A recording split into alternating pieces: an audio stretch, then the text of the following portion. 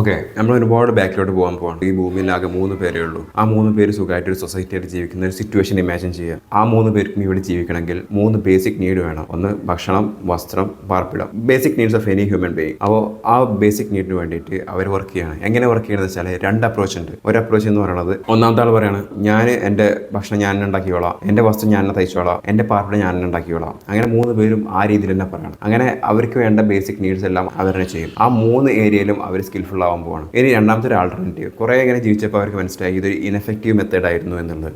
രണ്ടാമത്തെ മെത്തേഡിൽ അവർ ചെയ്തത് കുറച്ച് മാറ്റങ്ങൾ വരുത്തി. ഒരാൾ പറഞ്ഞു, ഒന്നാമത്തെ ആൾ പറഞ്ഞു, ഭക്ഷണത്തിൻ്റെ കാര്യം ഞാൻ നോക്കിയോളാം, ഞാൻ കൃഷി ചെയ്യാം, ഞാൻ അതിൽ മുന്നേറാം, ഞാൻ നിങ്ങൾക്ക് വേണ്ട ഭക്ഷണം എല്ലാം ഉണ്ടാക്കി തരാം. രണ്ടാമത്തെ ആൾ പറഞ്ഞു, ഓക്കെ, ഈ വസ്ത്രങ്ങൾ ഉണ്ടാക്കാനുള്ള A to Z കാര്യങ്ങൾ ഞാൻ ചെയ്തോളാം, എന്നിട്ട് ഈ വസ്ത്രങ്ങൾ ഞാൻ ഉണ്ടാക്കിയോളാം, നിങ്ങൾക്ക് ഡിസ്ട്രിബ്യൂട്ട് ചെയ്യാം. മൂന്നാമത്തെ ആൾ പറഞ്ഞു, ഓക്കെ, ഞാനൊരു കാർപ്പൻറ്റർ ആവാം, എനിക്ക് വീടുകൾ ഉണ്ടാക്കാൻ പഠിക്കാം, അങ്ങനെ പഠിച്ചിട്ട് ഞാൻ അതിൽ ഫോക്കസ് ചെയ്യാൻ പോവാണ്, അങ്ങനെ പറഞ്ഞു. എന്നിട്ട് ഈ സർവീസ്, ഈ പ്രോഡക്റ്റ് ആയാലും സർവീസ് ആയാലും, ഭക്ഷണമാണെന്നുണ്ടെങ്കിൽ പ്രോഡക്റ്റാണ്, വസ്ത്രമാണെന്നുണ്ടെങ്കിൽ പ്രോഡക്റ്റാണ്, ഈ പാർപ്പിടാണെന്നുണ്ടെങ്കിൽ അതും പ്രോഡക്റ്റാണ്. ഈ പ്രോഡക്റ്റ് അവർ തമ്മിൽ എക്സ്ചേഞ്ച് ചെയ്യാൻ തുടങ്ങി, ട്രേഡ് ചെയ്യാൻ തുടങ്ങി.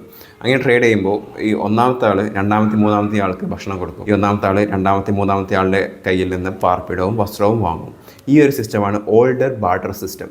ഇവിടെ പൈസ ഇല്ല, മണി ഇല്ല, പക്ഷേ ഇവർ എക്സ്ചേഞ്ച് ചെയ്തിരുന്നതും ട്രേഡ് ചെയ്തിരുന്നതും ഇവരുടെ ഗുഡ്സോ സർവീസോ വെച്ചിട്ടായിരുന്നു. ഈ ഒരു ഹൈപ്പോത്തറ്റിക് സിസ്റ്റത്തിൽ 3 പേരേ ഉള്ളൂ ആകെ. പക്ഷേ ഒരു നോർമൽ കമ്മ്യൂണിറ്റി എന്ന് പറഞ്ഞാൽ 3 ആളാവില്ല. എത്ര ആൾക്കാരുള്ള കമ്മ്യൂണിറ്റി ആണെന്നുണ്ടെങ്കിലും അവരെല്ലാം ഈ ബേസിക് ഹ്യൂമൻ നീഡ്സിൻ്റെ ബേസിൽ കാറ്റഗറൈസ് ചെയ്യാം അവരുടെ പ്രൊഫഷൻ. നമ്മൾ ബാർട്ടർ സിസ്റ്റത്തിനെ പറ്റി ചിന്തിക്കുന്നതുകൊണ്ട് നമുക്ക് കിട്ടുന്ന മെച്ചം എന്താണെന്ന് വെച്ചാൽ അവിടെ പണമില്ല.